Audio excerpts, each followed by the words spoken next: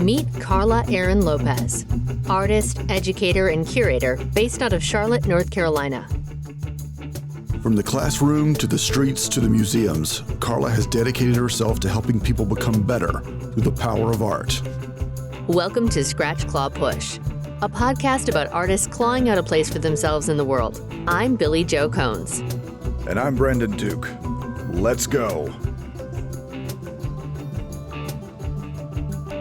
Welcome to the show. It's Carla Aaron-Lopez. Well, right at the outset, we have a thing we call the 60-second intro. Mm-hmm. Billy's going to give you 60 seconds. You're going to tell us who you are and what you do. Think about it like blackjack. You're kind of going right up to, but not over. And after that, we're going to deep dive. Okay. Yeah, so you're basic, like, the most important things about you. I got a minute on the clock. You ready? Yep. All right, and go. All right. I am Carla. I am an artist. I am a mommy. I am a teacher. I am a curator. I am my wildest dreams come to life and my biggest fears at the same time. And I am very happy to be here. Hell, I'm just happy to be on this side of the earth. I could be on the other side of the earth. That's real talk right there. And I wake up every day thinking about how I can make 5 minutes better for a random stranger. Nice. All right, you had 22 seconds left. So I got 22 seconds left. I'm like, how much more I got to say?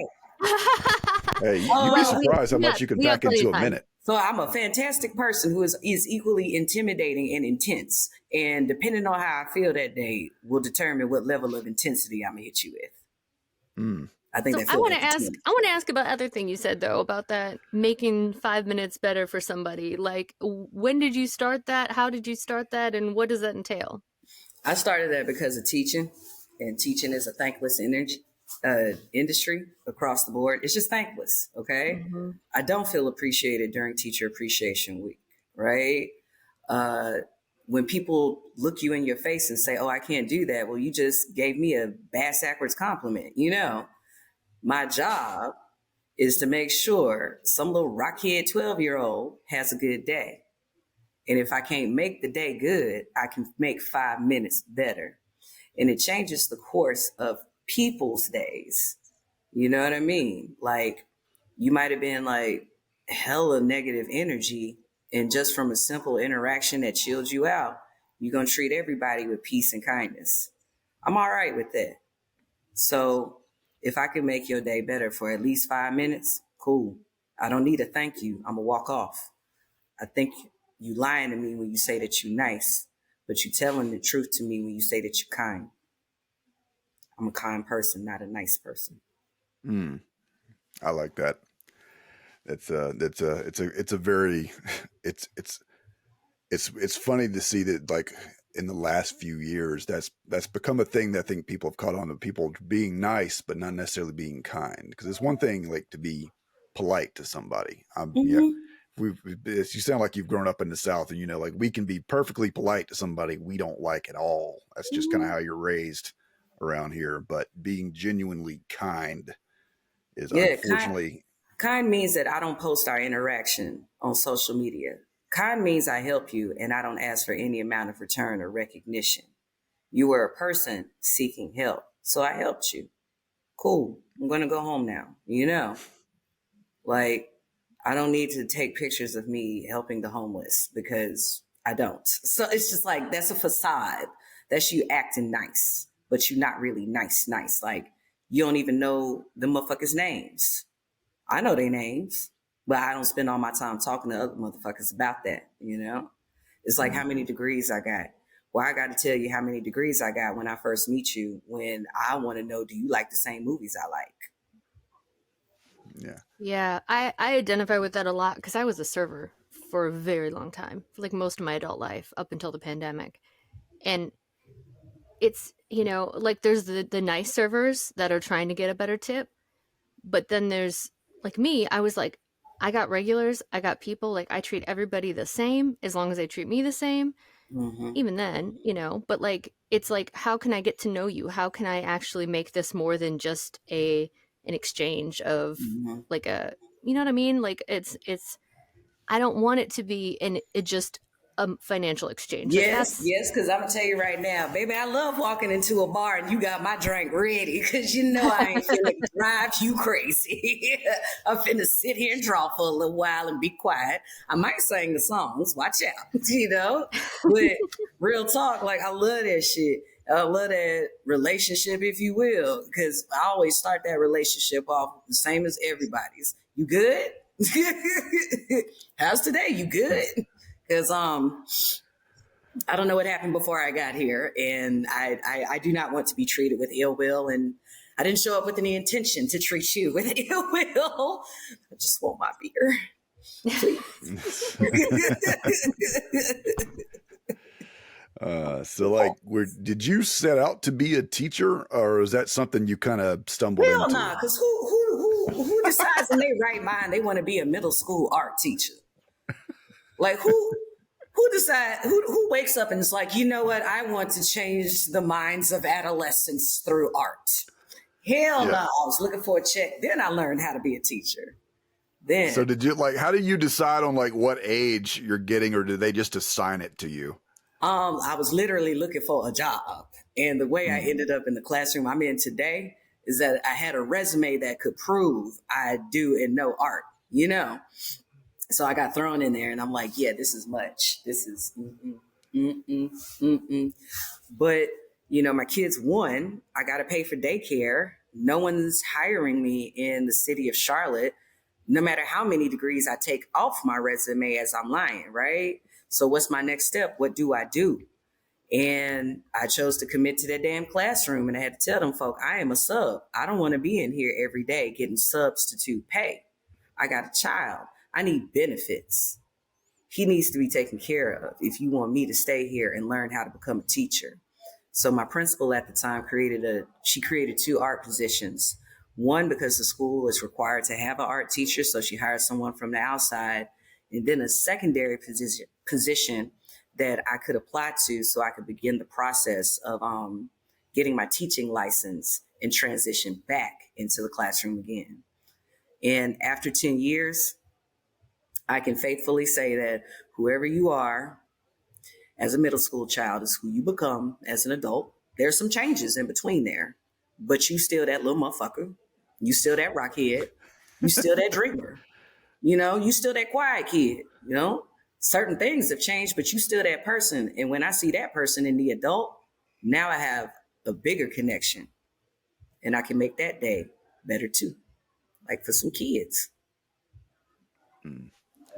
That's like when you're sick. So tell people like what your style is as far as like what your general kind of, I don't want to like get like a clumsy summation of your art style. Like what, in your own words, what is your lane or lanes in the art world? So by skill, I can shoot photos, I can do printmaking. That's by skill. That's what I went to school for, those 2 things.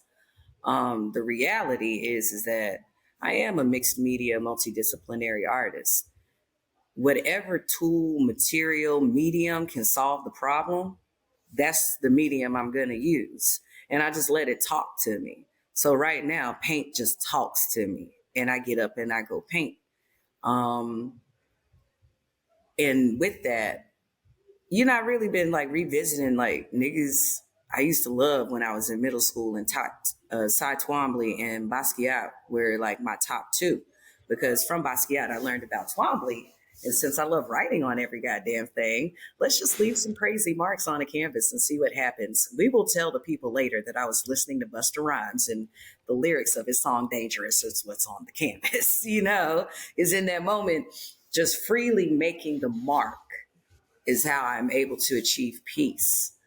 Because as we've been discussing, the days of dealing with so many people and creating opportunities makes me tired. So how do I rejuvenate as the artist? I got to get loose and get free on the canvas because I don't want to do my hair. I don't want to change my language. I'm 40. I ain't code switching. White people know I'm code switching anyway, so might as well talk regular. You know, I'm still going to get more tattoos as I get old as hell. And that teaches me I just need to tighten up and show improve at 200% so I don't have to make those personal changes. So have you always been an artist like your whole life? Yeah. Yeah. I don't know what else How to did you do. start? Like, I mean, I love what you said about like who you are as a middle schooler is who you are as an adult. Because I mean, like, yeah, I'm Yeah. pretty much the same person. I identify with that. I'm like, oh, theater weirdo. Okay, great. Yeah, that's still me. But and like, yeah, of course you mature and you know whatever. But Like you learn lessons, but yeah, you're but I like the idea that you actually just become more of who you are, right? Things get chipped away, the facade comes down, and you're like, I'm not gonna stop swearing. Like, yeah, me either. Like, you know, like that's who I am. So yeah, where did you start? Like, how did you get inspired as a kid? Then who were you as a middle um schooler? so as a kid I drew a boy in a grill because I misspelled girl. Um, and I also drew a Valvoline logo. This was during the age of Hurricane Hugo. And my mother's always taken me to galleries and museums because she saw it. Um, we're very much so a Black family out of the South. Our two major tenets is based in early childhood education and really entrepreneurship when I do a lot of research on my family, right? So all of these things, when we notice it in the child, in my family, we support that child's interest. So I've just always done art stuff. Like I really ain't been interested in other shit. I played a violin for a very long time, you know, but That's still this art art shit. It's thing just is different art shit. awesome. Like everything is art. Food is art because I wanted to be a chef. I love art history. I just think it's shared in a very boring way. You know, like we can make this exciting. Pollock becomes 10 times more interesting when you tell someone, so listen, the reason why he mattered in all the history is that he got drunk as hell and was just throwing paint on the ground. Okay. That's it. Like that's it. Well, probably while listening to jazz. He was all of these things. That motherfucker was drunk. He wasn't thinking about no goddamn art theory or art philosophy. Another motherfucker did and said, oh, he is somebody because he put some paint on the floor.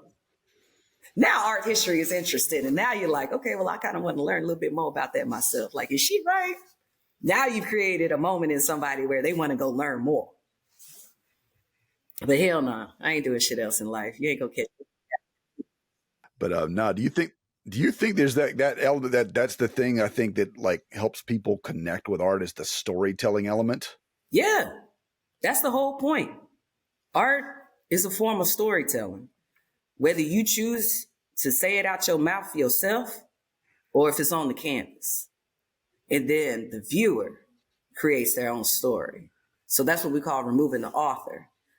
It is okay for the artist to work in the sense of where the viewer is allowed to come up with their own stories. And depending on the personality of that artist, they should be the ones to tell that story, to communicate that story. Because bodies of work are nothing but stories of memories on walls.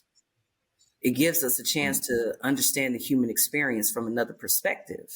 That's why I like art. Like I can meet mad motherfuckers and get a new perspective. I can be inspired by someone's story, you know? And the wonder of it all, like, damn, you made that. I don't even know how you did that shit. And I just want to know, how did you do it? I could not like a work of art. And if you make me say, how did you do that? And I don't like it, look, the work is still successful. Point blank, period. It's successful because I still want to know, how did you do that? Did I answer the question right? I feel like, you know. Yeah, no, that's a good answer though. But I mean, especially with you, because I know it's like you have a lot of text in your work, and I know like because I maybe it's funny you already answered. I said you already said Basquiat because when I was looking, it's like that's part of why I was drawn to it because I'm a Basquiat fan as well, and like you've got some of that in there. So like, how is it just like words and phrases that grab you, or you're someone like an avid reader, or just like you already mentioned like music lyrics, and I noticed you slipped Far Side in there on one of your pieces. So like how does is it just waiting for something to grab you, or is it sometimes like how does like whatever's like is in you know what's the filtering process there, like what gets to the canvas out of all the stuff you're reading and seeing and hearing? I feel goofy saying it, but it's like a vibe. It's like a vibe. Like I'm in my moment. The music is dope. They done said something dope that's resonating with me. Boom. That's the phrase on there, you know? My art brain tells me where it goes on the composition. My art brain tells me that I should stretch the text, make it fat, make it small, make it skinny, you know? The text that's selected, random. Just random. No purpose. It is meant to kind of continue supporting a concept of automatism. Like it's just snatch, grab, paste, if you will. Like that's Sampling. just how I work. Like I just like making marks. And when the marks come together, it becomes a thing, you know?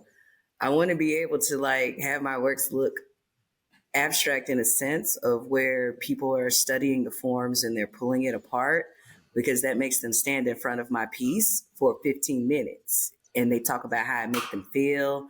They talk about the imaginary things that they see. Because in that moment, you now feel the way I felt when I was making it, where I could just get a sense of freedom. Because for all of us, yo, we got to work, you know? I don't know where this road, I don't know if it's even logical to still romanticize an artist. Like niggas is not in fields fucking painting no more. You know, we live in a capitalist society. People get older. People have families. They have homes. An artist is a business and we have to go to work. Our product is beauty and that's what you're purchasing. Now, if we get it right and we're smart enough, not only does beauty become a purchase, but an idea can also be a purchase too.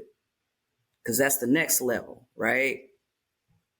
And sometimes really stupid ideas turn into very successful things, unfortunately. Unfortunately, you know? I Because think we've definitely seen that in politics in the last few years. that part, you know, every time I have a good idea, I spend way too much time telling people that I woke up and felt like throwing up. And it's my anxiety because I know the idea is good and I'm going in a good direction. If I don't feel that in my tummy, I ain't pay attention to something. It's running too smooth, man. Don't nothing ever run smooth. Like I don't mean to be a sad girl, you know, but it's just nothing. Every production all of us have been in has ever gone smoothly. Well, that's why we do this podcast, because I feel like there's so many people out there that have this illusion that like once you're in art, it's just everything is great and it's always a party and you're just doing the thing, and the reality No, is because not that at sometimes you all. don't even want to go to the parties. Like I be on the phone with my mama, like, Ma, I gotta. Today is the day I really want to come home, but I gotta go do this thing and talk to these folks. So I'm gonna be home by 9:00. Okay, I'm gonna just tell people I gotta get home now because you're tired. Well, I like what you said earlier. Like you have to be a business like unto yourself as an artist a lot of times these days, especially because like now with like social media, there's that pressure. Like you got to get on there and sell it. Mm-hmm. If you're doing something creative, whether it's art, music, whatever, it's like you gotta be your own marketing department. Yeah, but Brandon, don't you Yeah. think? Okay, that's where I get upset with that idea because it's not about. It goes back to what I said about being a server. It's not about selling it. If people go on there and then go into social media and they're trying to sell it, then they fail because it's about the relationships. So if they try to find people that really connect to their ideas and form relationships, that's when people do better, right? Like I think I don't that's the know. positive way to look at it, because I feel like I know I've seen a lot of creative types get really burned out very quickly for taking, like I said, like when they feel like they have to go out and sell rather than just, I am going to share this cool thing that I am doing. And if you like it, cool. We're, like, again, like that sense of just kind of paying it forward, like, making someone's day better. Oh man, that was a cool picture. I'm inspired. I can go out and now I want to Yeah. go do more stuff. Or I want to go play some music, whatever. But like, Yeah, because a again, lot of it's like, people don't realize how impactful that is on folk. That's why we ended up getting a whole new flock of creatives as a result of the pandemic, because that time spent at home left people to their everything, literally everything. Like there'd be moments where you couldn't buy t-shirts because people was making t-shirts. We are beyond banana bread. People have changed their careers and now are full-time artists as a result of actually being gifted the time to be able to explore one's creativity. When that happens, that shit go hard, and we have a whole new individual in which a lot of unnecessary social walls that were once created in that person have now fallen to the ground. Art should be a place where it's not the diversity that's spoken about, but the variety, because there's variety across makers, if you will, when we consider a big ass art umbrella. The point is that the more we stay creative, the better the balance in the world, in my personal opinion, because there is so much destruction. Like when you drop the comment on politics, there's so much destruction. It's my hopes that I create enough energy, right, to influence another person to start doing and acting the same as I, right? Like you're taking on your own shows now because you were in a show with me. You volunteered with me. You learned what to do. And now you have the confidence to do it on your own, right? That is fantastic right there. You didn't go to an art school, right? But you chose to go to YouTube University because you learned very quickly that in order for me to get better at this thing, I need to practice it, and I need to find a person that knows it and goes and does it. If the creative doesn't create an opportunity for another person, then yeah, stay in your silo, because that's not the world I'm trying to live in.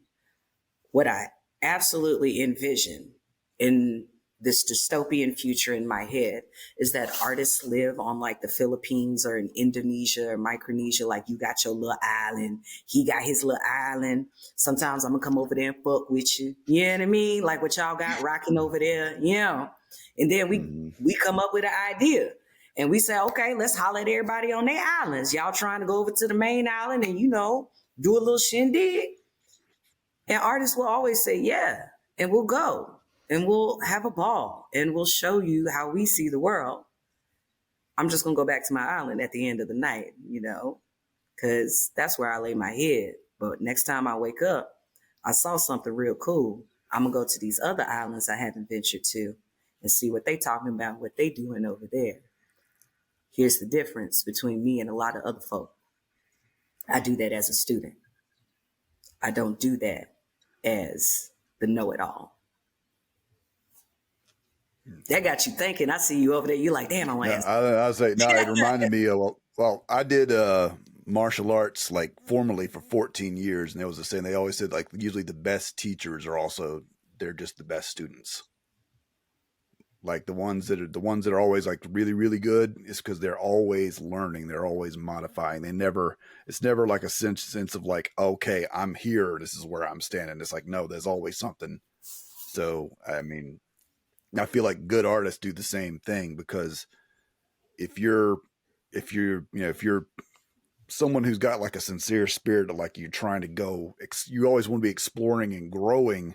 That entails you kind of having to be open to like new experiences or trying new, new things, or, experimenting with what different styles, whatever. I mean, it sounds like you've wholeheartedly embraced that spirit. Yeah, because I don't know. That's what I know. I know that I don't know. That's the most intelligent thing that I can say. Just on the line of what you said, like, and what Brandon just said, like they'll say, like, in order to really have synthesized something and have it really be deep in you, right? Like you have to teach it to other people, because then you realize where your gaps in knowledge are. So that whole thing about like those who can't teach, that always just makes me angry. My mom's a teacher, and there are plenty of really great teachers who don't actually do the thing sometimes, or they do, or there's good and bad in both, but just to like say all, well, yeah, all teachers are just, obviously they couldn't hack it at what they do. That's bullshit, right? So for you, I mean, I'm just curious if you have a reaction to that whole thing. Yeah, I think it's the goofiest thing ever, and I'll tell you why. It's the goofiest thing ever. Come kick it with me and my kids. Let's see if you can do it. Because I teach the hood. Depending on what day it is, it might be a bad day for you. Now, it's not going to be a bad day for me because I've like spent the time making the relationships, right? But Mm-hmm. since you think that those who teach, those who can't do teach and those who can do, since you think that so much, come on in here with me. Come on in here because I ain't got time for an artist's ego. All right. I got one kid. I see 90 kids every other day. In my head, my clock count of how many children I have per year is going up, right? If you can't do what I do in this space and make this person excited about what you do so they can become you later, you can just leave me alone because I'm going to let my kids eat you alive. They will cut you out. You're going to say something stupid. Then they're going to hit you. And I'm just be like, well, he started it. So he got what he deserved. How long have you been teaching? Middle school students for 10 years now. Lecturer, like guest lecturer off and on since 2006. Okay. So quite a while. Yeah. Talking people's heads off. Yeah. So like, how has that affected your own art, like over the years? Or, I mean, has it, like, what's like having to teach it and then while you're still doing it? Yeah. Like how, like, is there like, what's like, is there any like things that you get from the students? Like, oh, that's kind of cool. I might have to try to incorporate that. Or what it works like this. We do have and live in a very shitty educational system. It's not right. Like across the board, it's just not right. What ends up happening is that that's my teacher, and they say things that's just wild. Like, yeah, I saw you on the news. It'll be like one of the most difficult students in the school. And you have that brief moment of like, man, you do not treat me like trash. Thank you. And it's because of things like that. Like, I saw you on the internet, I looked up your social media. Can we go? Can we go to the art show? Can we go to the party? It's hard because I can't speak upon a lot of the negatives that's associated with teaching. Like, I'm not the teacher that a kid is going to hit, I'm the teacher that the kids will fight on my behalf for. Like, so it's just, for me, because they're being so wronged by our educational system, everything is just the exact opposite of what I truly experience in that space. Like, no, I don't get spit on. No, I don't get cussed out. Like, what? These are people, and I have to exist for 8 hours a day with them. Barely get a bathroom break, depending on the day. You're a human. I'm a human too. This space exists so you can see that it's okay to turn into an adult weirdo and teach kids. Because that's how I see my life. Is it a lot of is it so much kind of like a process of meeting people where they're at versus kind of where you want them to be? Because you can build somebody up, you can tear somebody down. Before I get there, who are you? I live a life where people think they know who I am without talking to me. So I ask you to confidently tell me who you are. Who are you? All I can do is listen. And then whoever the hell you was 10 years ago, well, I don't know that person. I only know the man in the room. So who are you? That's the man I'm going to talk to. Like this over the last, I mean, I feel like with the pandemic, like two groups that I think that have gotten it, the worst, like artists and teachers, and you're both. So like, how did these last, like, I mean, I feel like we're kind of well out of it now. That I think a lot of people are starting to kind of look back and, gaining some kind of perspective. Because when you're in it, you're just trying to get through it. So like, how did the pandemic affect you? Like, were you more productive, less productive? And you're also teaching at the same time, which, gets exponentially harder, under the circumstances. It lit a fire because I was like, I got all this time. I'm gonna try to figure some shit out to shake, is a very trying time at the same time. Like I was about to quit art. That's before the pandemic. I'm just gonna quit art. I'm gonna be an art teacher. Atlanta gonna be my little vacation spot. I'm gonna go see my friends. And then the studio that I'm in now, Black Market, took on a hardcore ass project with that Black Lives Matter mural. It's the first mural at that time in all of the US that was personalized by artists. All the other Black Lives Matter murals were in yellow color, right?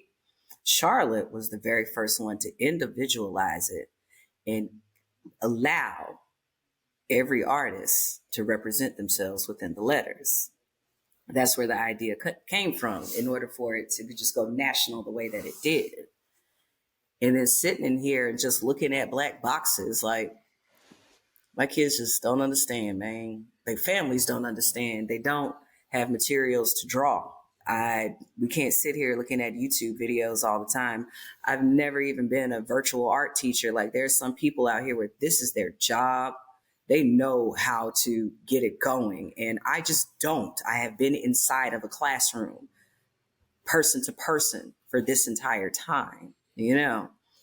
So I had an idea. Because I know so much about art history, I wanted to put on an exhibition that highlighted those local artists, but not just their works that say Black Lives Matter. Like, I'm 40 years old. I've been in the United States for my entire life. Don't paint no fucking letters on the ground and think that any nigga is in solidarity. No, that shit was a performance. And we all knew that shit was a performance. And that shit would go back to regular old crazy, right? And it did. It truly did. Again and again. So instead of allowing these artists to be pigeonholed, just talking to them led me to more artists that were just here in town. And I'm like, damn, this motherfucker is dope. And with the right time and the right opportunity, I created Local Street so that the individual artists who will never get into a museum has their chance to be in a museum, to be honored like the artists that they are. And I've been doing that work since, because without the pandemic, I would have never addressed the weaknesses within myself, the pure fears of pulling off something large scale. I would have never thought to create an opportunity for another person. I also never thought about the fact that if I pulled off one really good idea, how visible that would make me to the outside world. I didn't think about that because I'm still dealing with the experience of so many folk like looking you up on the internet and knowing who you are and just talking to you like, yo, that shit's weird, bro. Like I thought I wanted to be famous. No, the fuck I don't. I don't want this. I don't want this at all. So now, instead of trying to gun for being the center of attention, with these two skills, art and education, I think I'm better off in the background creating opportunities, because there seems to be more power in this space, and these spaces still need to encounter more wild cards such as myself, because there is no work for anymore for the artist. You need to start stating work with. I will always work with you. I do not work for you. I hope I answered that shit. So right. no, that was fantastic. That's something I've said before about like the visibility that putting up a project like that and creating opportunities brings you, is people start to see you in a different way than before. Mm-hmm. So for you though, you talked about almost quitting art. So I would love for you to sort of talk a little bit more about that and where you were before that, and then sort of transition into how do you see yourself differently after having done that and entered that space where you see more power? Well, I actually truly put art down during my time of getting that teaching license, because it's like, yo, shit's real. If I don't do this, I don't have a job. I don't have nowhere to go, And I would still practice. I would just practice during the open parts of the school year. So that would be summer, practice on the weekend, work retail, spring break or Christmas. There's a spot here. It's moved a few times. There's a spot here though. It's right next door to my studio. It's called Dup and Swat. Dup and Swat was my first studio at home because the only place I could go and create without being yelled at that I'm going to cut into your kitchen table and I'm on a cutting mat is there. And that freedom, that peace that Davita gave me to just pop in 3 days in a row during a school break just to make something, it was helpful. But I had to buckle down and finish it all out. So I said, all right, let me chill. All right, let's revisit the art thing, okay, after I get the license. Because then that means I got my job for quite a while and all I have to do is take a couple of classes and renew my license. Big. That happens and I'm like, I'm going to apply for a residency. And it was my second time applying. I had gotten turned down. But that was just God rerouting me like, bitch, would you focus on this education shit?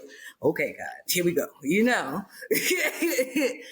So I got turned down again and I just got so angry. I got angry and I was not angry with the people. I was angry that I was turned down for another art thing again. But the same that always happens with me, I never truly win a thing. People just get into academic arguments over me and my practice and my style, that I was offered a project space for 1 month. So no to the residency, but I have a chance for 1 month. So I chose to do an intense study and I talked to my family. We've always been village people, everybody together. I talked to my family and I told them, I'm like, I got this opportunity and I only have 1 month to determine if I'm going to keep doing art or if I'm just going to quit and be a teacher. And I told them this is going to be my schedule for the next month. Monday, Sunday through Thursday, everything going to be regular. All right. But Thursday afternoon, I'm going to go to that project space. Friday afternoon, I'm going to go to that project space. All day Saturday, I'm going to be in that project space.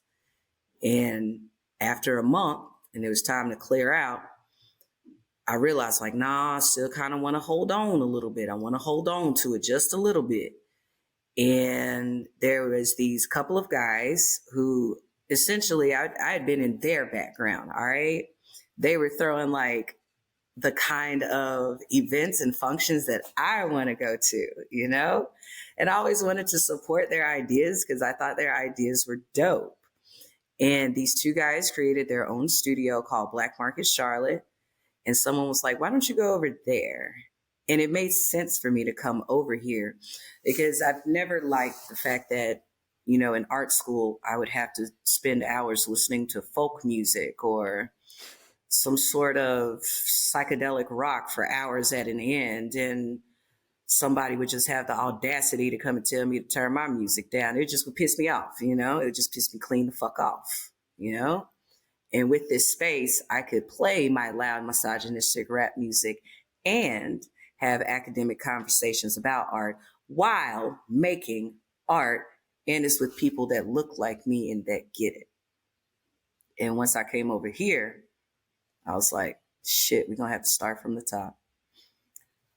Let's explore. I need new practices. I need to dead old habits. I need to become a better person. And then with that pandemic, it really truly started happening and just started rolling to where we are today, to where I got to remind people like, you know, I do love that you call me a curator, but you know, I just learned what that is about two years ago. but you're at that place now. I mean, like I said, people start to see you differently. Right. And sometimes you're like, no. I mean, like I cast a voiceover job last fall and all of a sudden people are coming to me like, oh, well, you cast. I'm like, no, I cast one job. Like, it's not, I'm not a casting director. Like, don't put that on me. Yeah, like, it was wild. Because people were like, we want you to curate this. And I'm like, fuck, I don't know. Go get them niggas over there. They got good work. Shit, you know? Like, I don't know what to do. Because it's taking me time to learn, like, hey, did you know that people check out your works before it's hung up in a show? Like, they take notes on it so that they don't get got. Did you know that insurance on your works is a thing? You know, like all of these little bits in a couple of years. Like, it's not about the how you do it. It's a learning. It's a learning experience. I literally feel like I am back in school, learning arts administration, but on the ground and doing it in a very street way, because this has been a wild ride, you know, and I don't think I want it to end.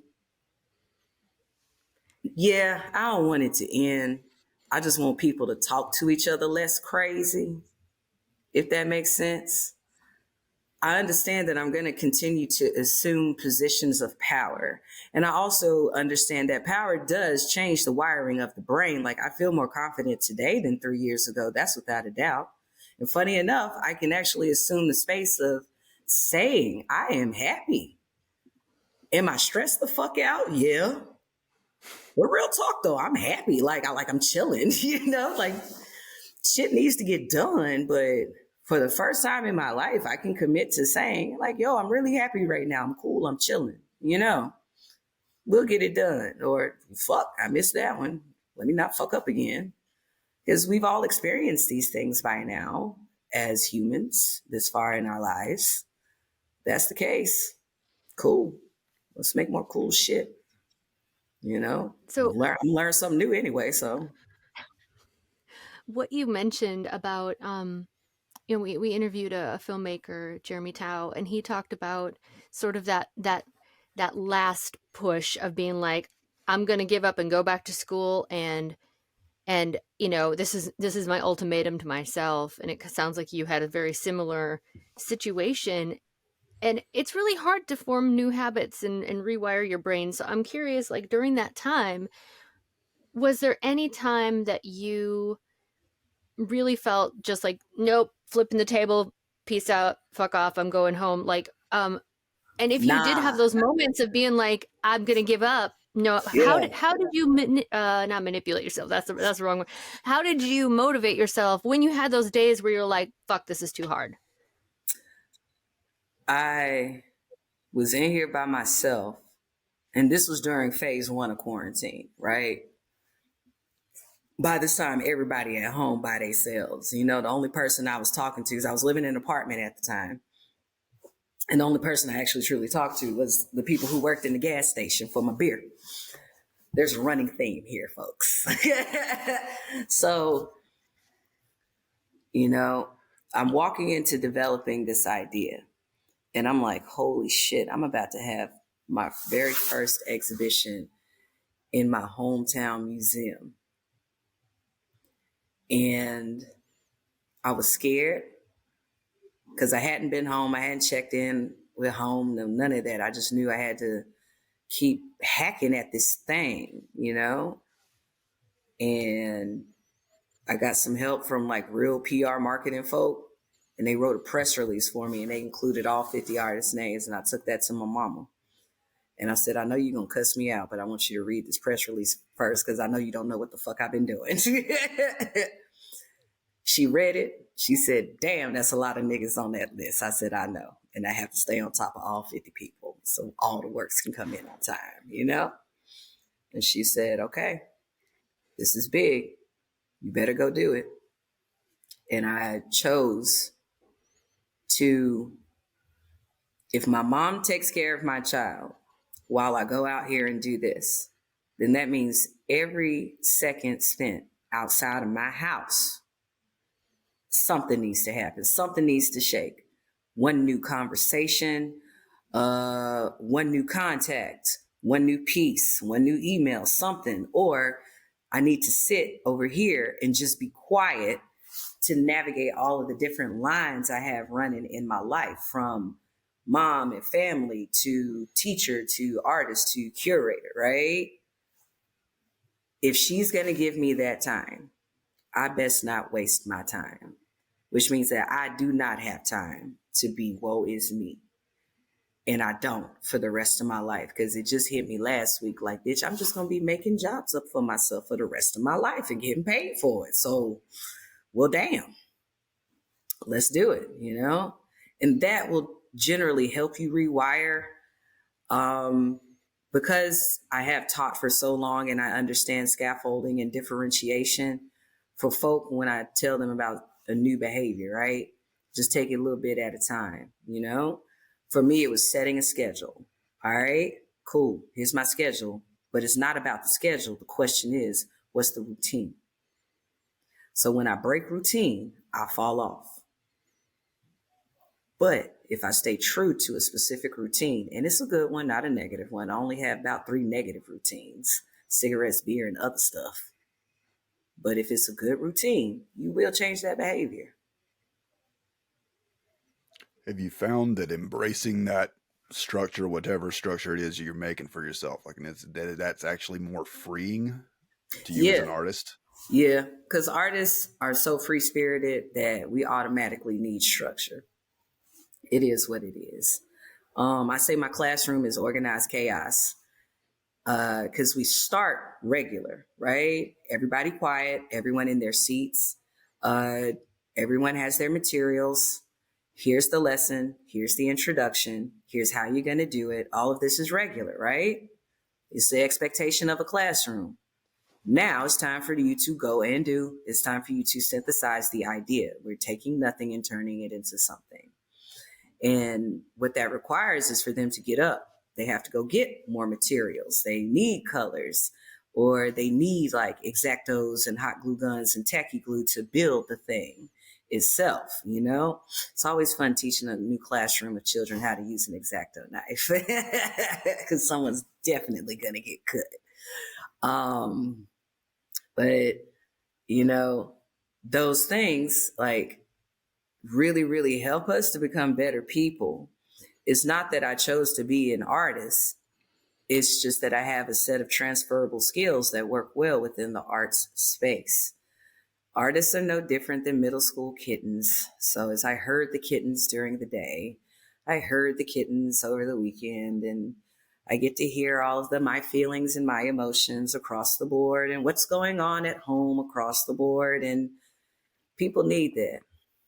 Gets on my damn nerves, but people need it. Damn, it's such a release. And I say that because art is that release for me now. I don't have to talk. I just go to the thing. But who you are in middle school, it's who you are as an adult. Things may change over time, but you're still that person. Yeah.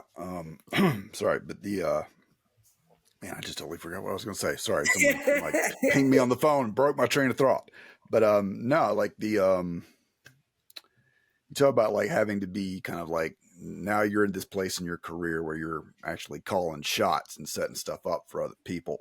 Mm-hmm. Like, what's I don't know. I'm just like, was there like a certain, we talked about like that moment where you're thinking like you're about to you give up or you double down. Like that's been a common theme here, but there's also been that moment. Like, what is the thing that makes you finally flip that switch? That's like, I need to be, because everybody has that kind of thing. Like, oh man, if I was in charge, I'd do such and such and such and such. But there's that moment where you have to make that leap. And was there one thing, or was it just like a a culminating like set of events where you just felt like, no, I just need to step out and do this thing and start, like go ahead and start creating that space for others that maybe you'd wished you'd had for yourself? It was focusing on the one thing that led to other things. And when the other things started coming, the other things needed to be populated with people because I'm known for the one thing. Like to be known to have a 72-hour exhibition in the city is kind of wild, because when people see it, they want you to do it again. And it's just like, Playboy, them little 72 hours took me a year to plan. You know what I mean? Like, it took me some time to get that together, because now I know that successful ideas take a year to plan. I didn't know that before. I thought I could just slap some shit together, and God was like, hey, yeah, nah, it don't work that way. Try again. It's like that famous saying in Hollywood, like an overnight success, 10 years in the making. So more things started coming, and I was like, oh shit, now I got to think for real. And what I found was that I like the light that would show up in people, like this is a fantastic opportunity. I can't believe you chose me. Woo, woo, woo.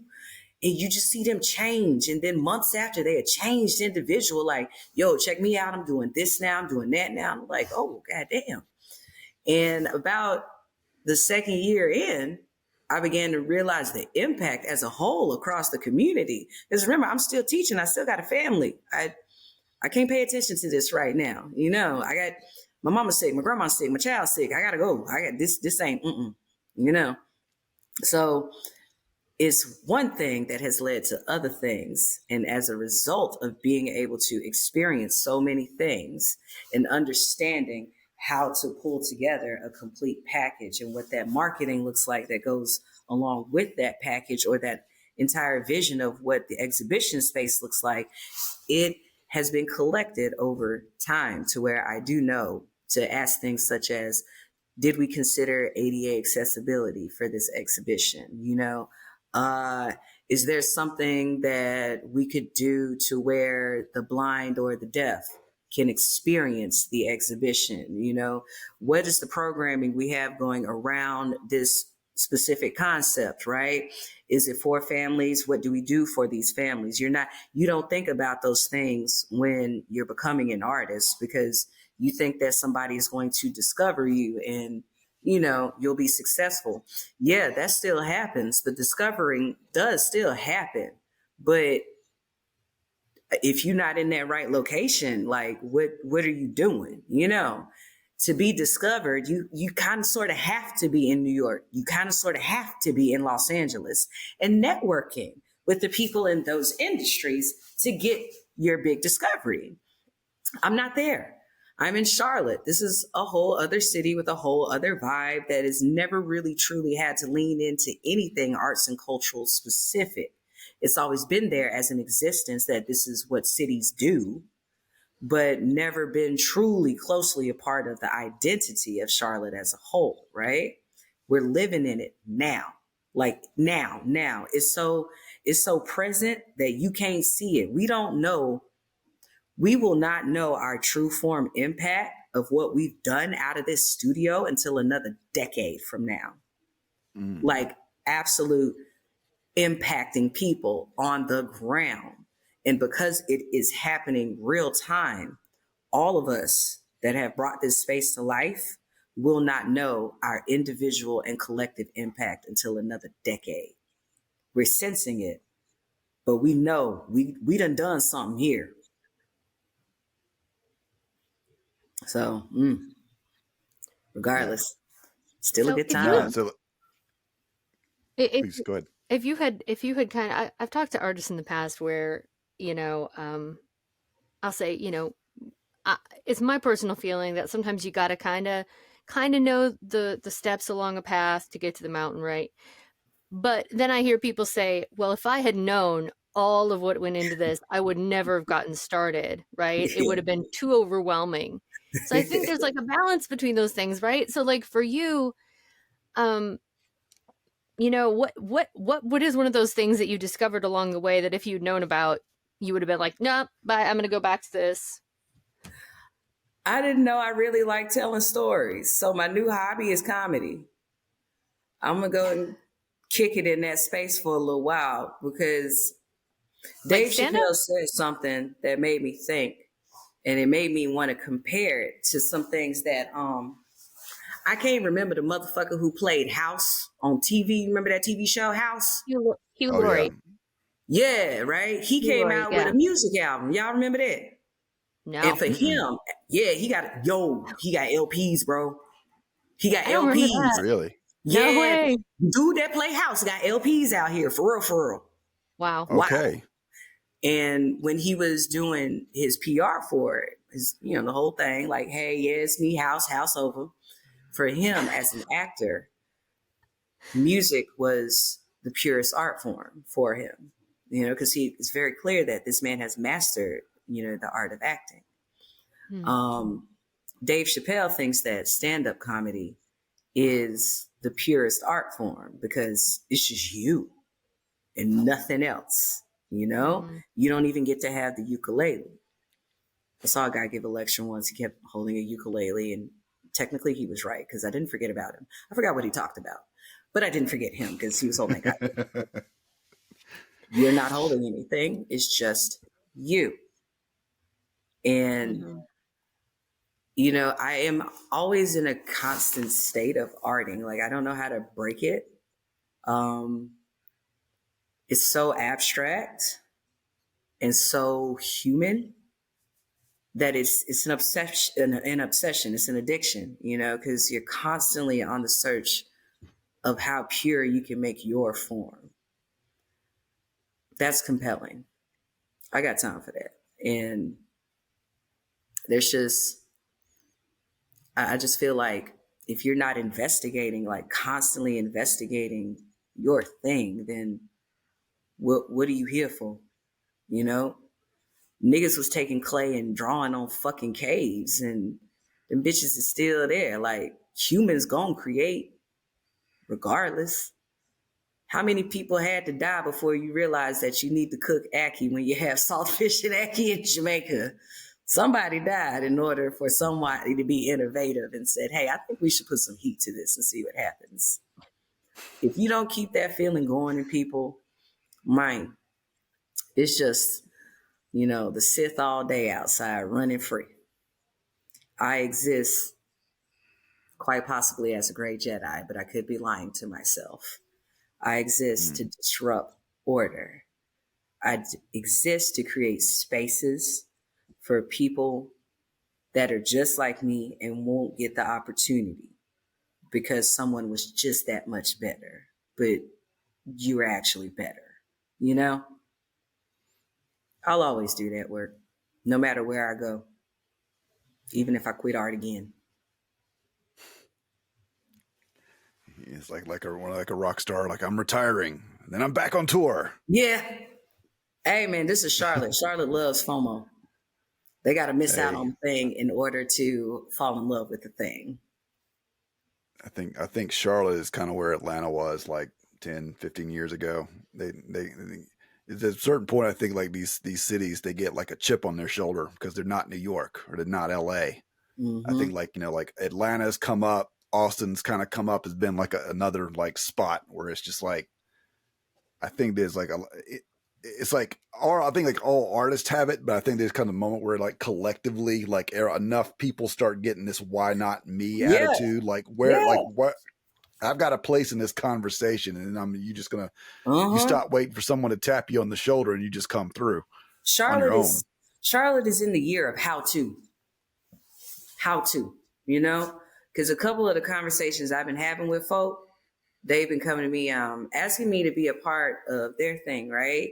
And what I've been realizing is that their things are like how to do a thing. So if we are experiencing a creative renaissance in Charlotte, right? How do I hang my work? How do I present myself? How do I apply to a grant? How do I make a budget if I apply to the grant? We are in the year of how to. How do I start collecting artwork? So one of my missions is for just this year alone, is to educate people that if we look at art as a big umbrella, and then underneath that umbrella, we look at the major tenets of art, like visual arts, music, theater, so on and so forth, food too, because I'm gonna start adding food to the conversation. Underneath that, we have our sub-communities. All right. It's our job as the people in Charlotte now to begin to raise ourselves up. We can't wait for nobody else, y'all, okay? But it's our job to raise ourselves up. That means that I'm not going to solely be running critiques. I'm having critiques. The business across town is having critiques. Another studio on the other side of town needs to be having critiques. How do you work with artists? That conversation needs to be had a few times. How do you teach a business best practices for freelancing works with artists? Because artists definitely don't like going back and forth on a mock. And it's also wasting company time, for real, So how do I work with artists? How do artists work with businesses? How do artists balance that work-life scenario? Because your work is your life. How do we do that? How do we put on a show? And I think that after this year is over and so many people listen to what I say and think about it and start doing some stuff, I think the next 5 years could be pretty fucking interesting. Like, oh shit, you thought of that, man? Nigga, that shit was so goddamn hard, nigga. I was happy to be there. Like, I want to feel like that. Like, damn, that was your idea. This was good. Y'all gonna keep doing this. Where do we need? Who do we need to go bother to go find money? Somebody got to cut the check now. All right. I've already said it one time today. Best thing I ever learned from Donald Trump is we spend somebody else's money, not ours. It's like the song says, why spend mine when I can spend yours? Yours. Because if the idea is no, what you're talking about reminds me of like the early days of Atlanta film, but just before Hollywood came to town, because I remember so many people that were out there just grinding, like doing like whatever short, like whatever they could do. And then when Hollywood came to town, like now those people are like the ones that are getting all the work, and now like they're like the OGs who were the ones that set that up to where now like everybody's getting to benefit from it. And it sounds like you're in that phase where it's like the stuff you're doing now, like later on when we're going to just say when it blows up. We're not going to say if, because it sounds like you got the ball rolling. So like when it blows up, they're going to go back and look at you one day like, oh, yeah, because I was right down there in the mix when you made that statement. I was in Atlanta during that time. I was on the ground. Yeah, Yeah, because I was trading like art knowledge, business knowledge, like whatever I learned in school. I was taking all of that and trading it for tattoos. So I was just going back and I was just teaching people like what I learned and what I found out, you know? And it began to work its way across, you know, the underground arts community that I was fucking with to where it looks like that today, you know? It just... to inspire someone to create a creative space because they know how important that is, to inspire them to pack that space with books that are beneficial to the general public. You know, the ball has to get rolling somewhere. I love doing that. That is my favorite thing to do, is to help get the ball rolling, the thought going. And as a result of being a teacher and knowing how humans really fucking act, I don't need no thank you. I'm a kind person. You had a good idea. You're welcome. I'm going home, you know? Because if we do it and we do it right, then everybody for me looks like City of Ink. How do you go from renting a building to buying the building to buying a block and creating artful opportunities for people that look like you, down to an anniversary show where 2,000 to 3,000 people are going to come out and walk inside of 3 different buildings owned by the same 2 people just to experience art, all underneath the name of tattooing. And Black tattoo artists on top of that. That shit is fire. That means you own your block and you contribute back to your community. And the community pulls up and contributes to your business as an artist. That is the legacy I leave behind. And I'm going to do it again here. I just like being left the hell alone. Just leave me with my beer and my sketchbook. And I'm Gucci. I did that in the bar last night. I trolled the bar last night. I drew a picture. Then I taped it up in a location where somebody's going to go, what the fuck? Just a nice little like a boss. Yeah, I just tagged and put some random shit on the wall somewhere where someone just be like, wait. Yeah. And then you have like 20 people taking credit for it and trying to say like, I knew them when. I'm sure you did, baby. I'm sure you did. You know? Well, look, y'all, I'm hungry. What questions? Well, we're on the hour, so we're on the hour mark. So tell the people where they can find you online if they want to at you.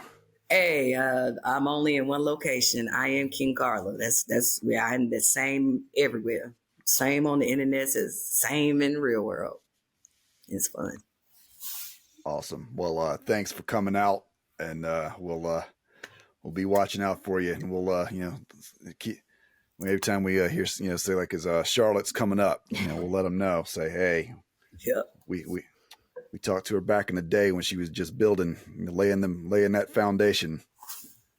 Y'all can go now. You know who she is and where to go thank her. There's a lot of good ideas out here that need support.